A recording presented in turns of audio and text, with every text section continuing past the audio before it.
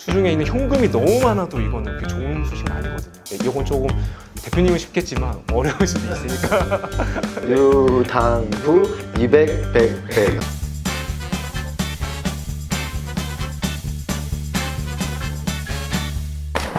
유동자산이 이제 한마디로 너 현금 얼마 있냐. 그래서 은행이 좋아하는 자산, 체크하는 자산 중에 하나입니다. 그래서 유동자산을 보면 회사의 그 돈이라는 피가 어떻게 돌고 있는지, 현금, 매출채권, 재고자산, 이 세 가지가 정말 중요한 애들이거든요. 이 세 가지가 돌고 돌아야 현금이 있어야 재료를 사고 제품을 만들고, 제품을 팔면 외상되고 매출채권 생기고, 매출채권을 현금으로 또 회수해서 또 재료를 만들고, 이게 도는 거잖아요. 그래서 유동자산을 보면서 회전율이라던가 여러 가지 계산할 수 있고요. 근데 망할지 안 망할지는 유동비율이라는 게 너무 중요하기 때문에, 빚이 없으면요 안 망하잖아요. 빚을 못 갚아서 망하는 거잖아요. 그래서 이 유동비율이 1년 이내 갚을 돈을 네가 충분히 감당할 수 있는 현금이 있니? 또 현금화 시킬 수 있는 자산이 있니? 이게 유동자산이거든요. 그래서 이 유동비율을 은행가 비율, 뱅커스 레이시오라고 해서 돈을 빌려줄 때 꼭 체크하는 비율이라고 하죠. 유동비율 계산법이 뭐죠? 쉽게 생각하면 됩니다. 유동자산과 유동부채가 있으면 얘를 비교해서 유동부채보다 2배가 많으면 이게 200%. 숫자가 클수록 좋은 건가요? 그렇죠. 클수록 좋지만 그것도 좀 자세히 봐야 되는 것 같아요. 수중에 있는 현금이 너무 많아도 이거는 그렇게 좋은 소식은 아니거든요. 저는 시가총액 상위 기업을 기준으로 하면 200% 이상 정도면 1년 이내 갚아야 대비 충분히 갚을 수 있는 현금이 있다. 엄격하게 이 단기 유동성이라 하잖아요. 1년 이내 돈을 갚을지 보고 싶다면 유동자산에서 재고자산을 뺀 당좌자산을 가지고 또 유동부채, 1년 이내 갚아야 될 부채와 비교해보는 겁니다. 그래서 그걸 당좌 비율, 기업의 상태를 바로 확인할 수 있는 지표라고 해서 이 유동 비율과 당좌 비율을 가지고 보면 좋을 것 같아요. 그래서 제가 정보를 보니까 최근에 거래 정지 당한 쌍용차 같은 경우에는 유동 비율이 35%, 당좌 비율이 20%. 이거는 뭐냐면 당장 갚아야 될 빚이 현금보다 5배나 많다는 거죠. 그리고 삼성전자 같은 경우는 유동 비율이 232%에 당좌 비율이 192%거든요.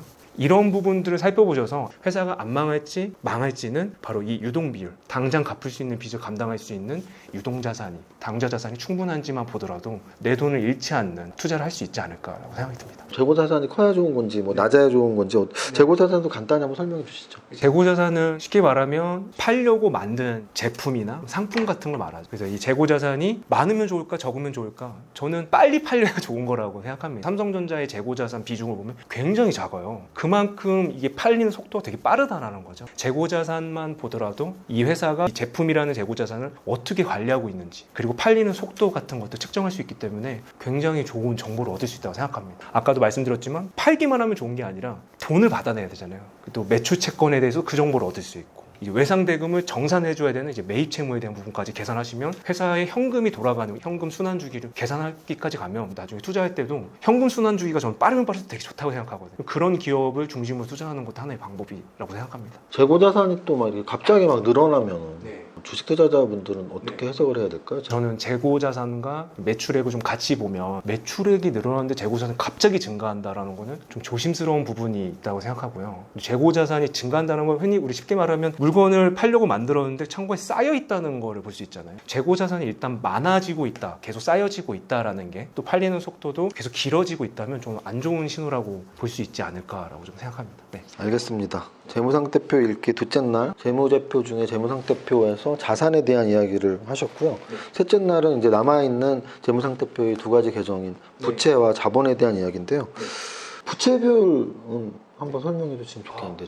유동 비율과 부채 비율을 저는 기본적으로 같이 체크해야 된다는 생각이 들거든요. 유동 비율이 늘어난다는 거는 수중에 있는 현금이 늘어난다는 얘기고, 부채 비율은 정말 기본적으로 봐야 될 안정성 지표인데요. 기업에서 갚을 돈이 많은지, 쉽게 말해서 부채와 내 돈이라 할 수 있는 자본을 비교해서 보는 겁니다. 그래서 솔직히 갚을 돈보다 내 돈이 많은 게 좋은 거거든요.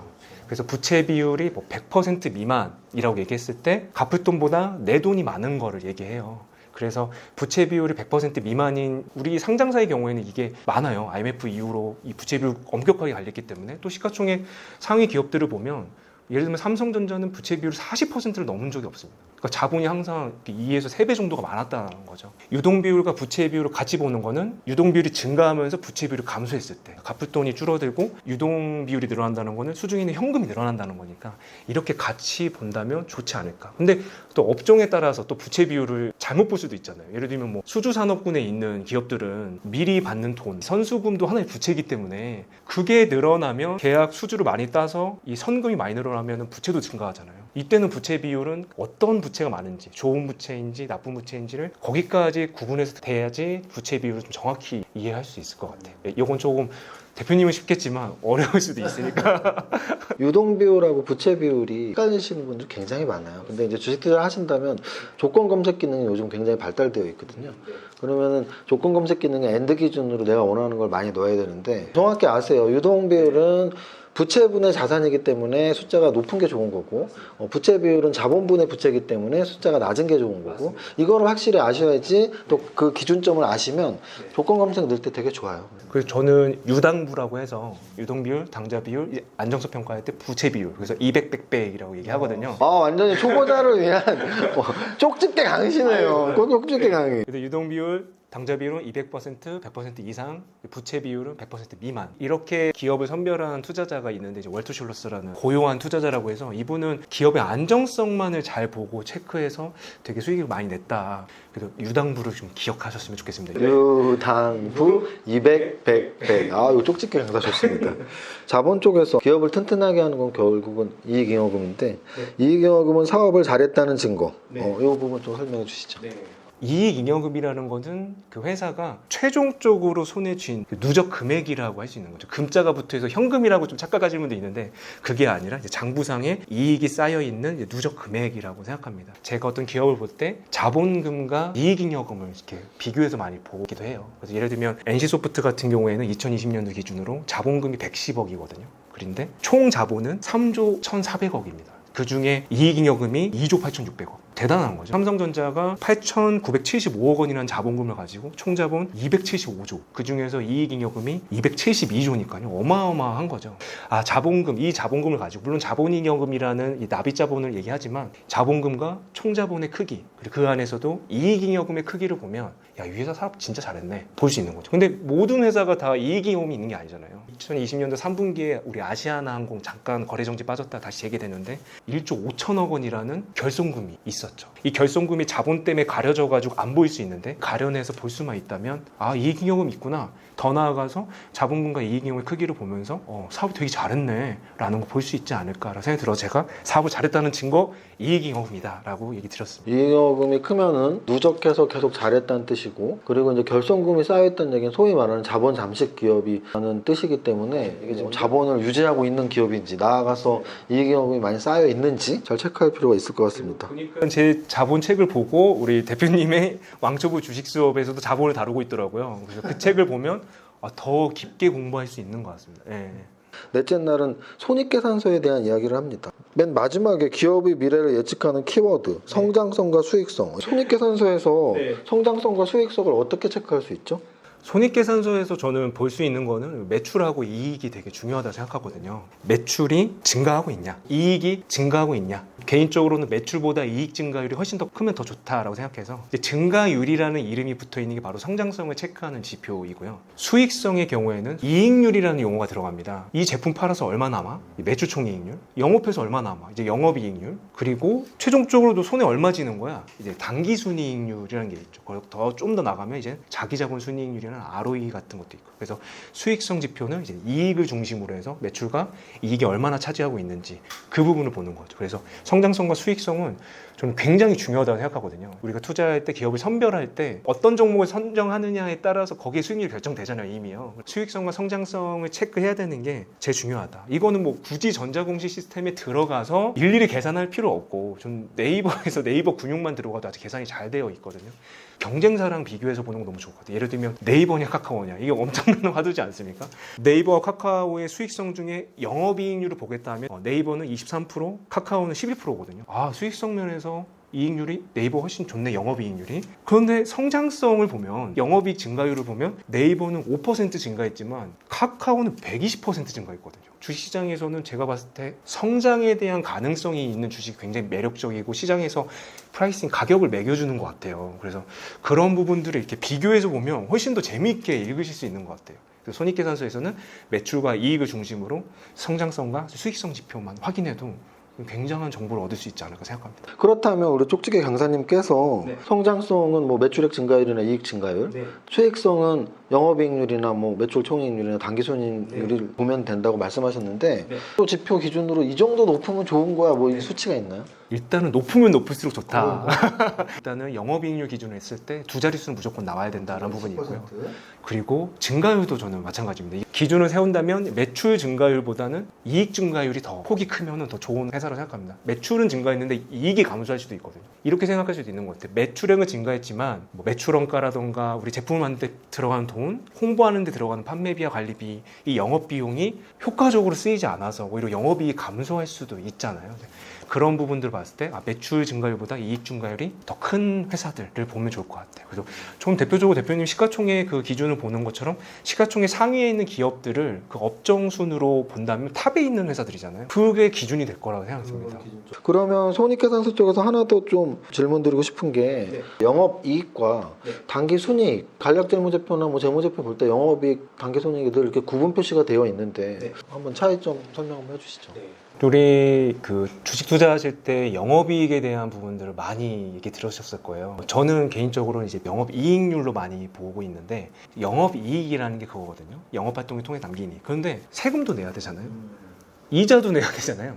이렇게 영업활동이 아닌 이제 영업 외 활동도 있습니다. 그래서 단기순이익이라는 건 뭐냐면 영업이익에서 이 영업 외 활동에서 발생된 수익도 있을 거고요. 비용도 있을 거고요. 예를 들어서 빼고 세금까지 우리 기업들은 법인세까지 빼고 남은 최종적으로 기업들의 손에 쥐는 우리 주주들의 몫이라고 할 수 있는 그게 바로 단기순이익입니다. 어떻게 보면 주식 투자를 하실 때 많은 가치지표 계산이 단기순이익을 중심으로 하고 있잖아요. 그래서 영업이익과 단기순이익을 보시면 대부분의 기업들이 영업이익보다 단기순이익이 작잖아요. 세금을 내기 때문에 가끔 단기순이익이 영업이익보다 큰 기업들도 있습니다. 그런 기업들은 제가 책에 넣었지만 지분법이 좀 어려운 말들이죠. 주식을 어느 정도 가지고 있어서 그만큼의 회계 처리상 이익을 가져와서 영업 외 활동에서 수익이 많이 나는 기업도 있고요. 또 주식 투자가 잘하는 기업도 있을 거고. 그래서 단기순이익이 많은 기업들도 있습니다.